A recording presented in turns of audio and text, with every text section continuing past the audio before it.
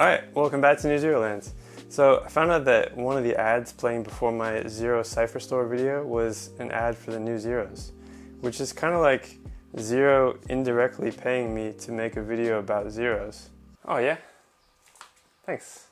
Maybe this is Zero's way of actually helping me fix my bike. As you can see, my bike is still not fully back together. I started putting pieces back on so it looks more like a bike now, but I'm still waiting for the motor. So exciting stuff coming soon, just not yet. But I started thinking technology has improved so much in the last 6 years that I've had this bike, and as much as I love riding it, the new Zeros are so much better. And do you guys want to keep watching me ride this 6-year-old Zero SR, or should I just get a new one? I have to stay relevant, right? So in this video, I'm going to spec out a new bike, the Ultimate Zero, a worthy replacement.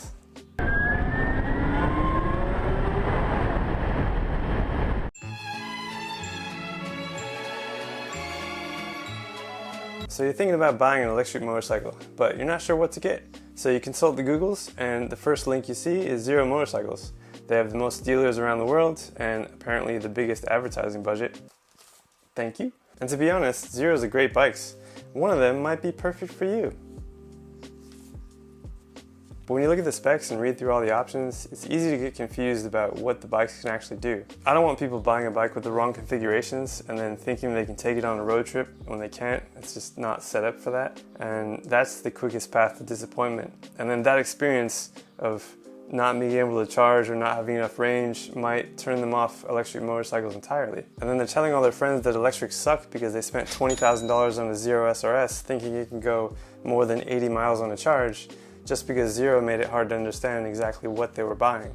And the thing is, you're not going to spend 20 grand on a bike without doing some research, right? So you head over to Zero's website. Actually, I'm gonna look at Zero's website now. You read through the specs, first page on the Zero SRS.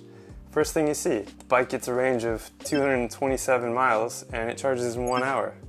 But this bike that you're looking at isn't the $20,000 base model. This is a bike that doesn't actually exist. If you look at the range, you look at the charging, like I talked about this in my last video, these don't work together in the same bike, and there's tons of fine print all over the place, disclaimers. It's all kinds of confusing, but I'm curious if these specs are actually possible, and then which configurations can get you these specs. So I'm gonna build some bikes, 3 bikes. So the first bike has the maximum range of any possible Zero. The second one charges in 1 hour, and the final one is how I would configure a Zero with the best specs. Alright, first bike, over to them internets. I'm going for the biggest range possible in any Zero. Start with an SRS because it has the fairings, so it's more aerodynamic, so you get better range just right from the get-go. Okay, let's go to build at the bottom. First two options are standard or premium. So standard means you start with a 14.4 kilowatt hour battery and a 3 kilowatt charger. Premium is a little bit more money, but you start out with a 15.6 kilowatt hour battery and 6 kilowatts of charging. It's important to note that these are both physically the same bikes, but the premium unlocks stuff that was on the bike already, so might as well just start with that one because it's better. And then let's add the power tank because that's an extra battery on top of your battery, so you have even more range. There's a $500 install fee, which I didn't notice before. I don't know why that's hidden. Like, why not just, if it's a mandatory fee, why not just include that fee into the price of the power tank? The price at the bottom is now $500 short of what you should expect to pay. Yeah, that's a lot of money. But this bike, if you believe it or not, this is still not the most range that you can have on this bike. But wait, I just added a power tank. Doesn't that mean no? So there's this whole other page separate from the build page. You have to open up a new tab for this. Over here you can unlock the rest of the battery. This is the Cypher Store. So to sum up the Cypher Store and how that works is like, imagine you have a smartphone that you just bought for like $1,000 and there are these black bars around the edges of it on the screen. So part of the screen is missing, kind of like a notch. But Zero offers to take those bars off of your screen and unlock the full screen for like, you know, a couple $100 extra. So anyway, yeah, Zero took that idea and put it on their bikes. So in the Cypher Store, you can pay to remove those black bars on your motorcycle's battery. We can charge anything we want, $2,000 a day, $10,000 a day, and people will pay it. Now, after spending $6,690 extra, you have the max battery capacity. Now you have a bike with 20.9 kilowatt hours of battery, and so you can get the range that Zero claims of 227 miles. Except, no, you won't. You will never get 227 miles of range. The truth? Yeah, I want the truth. You can't handle the truth. In the real world, you probably get a range of 140 miles. If you disagree, I don't know what to tell you. So for commuting, if you ride 140 miles round trip to work every day and you're able to charge every night, then this bike could be perfect for you.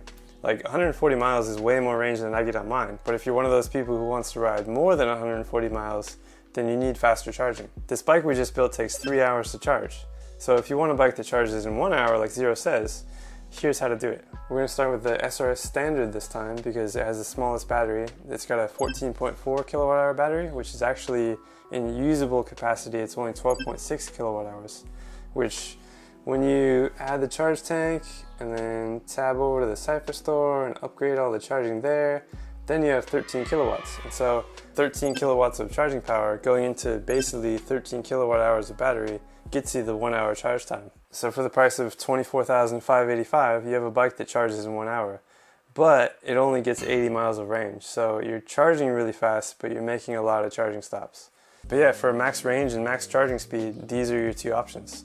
And I feel like this is what Zero should show you because this is what everybody asks about, right? Like, how far does it go and how fast does it charge? Why not tell people how to get these? Why make it so complicated with hidden costs and separate parts of the website? You shouldn't need to have 2 tabs open to configure your bike. Of course, when I posted this in the Zero group, everybody freaked out. I want you to get out of this office right now. Out!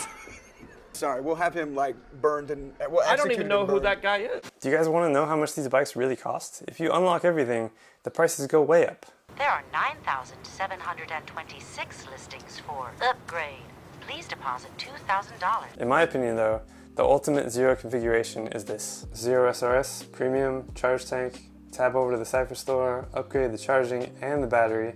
So now we can charge at 13 kilowatts and we have a 17.3 kilowatt hour battery. I'm also going to go for the navigation because I always get lost.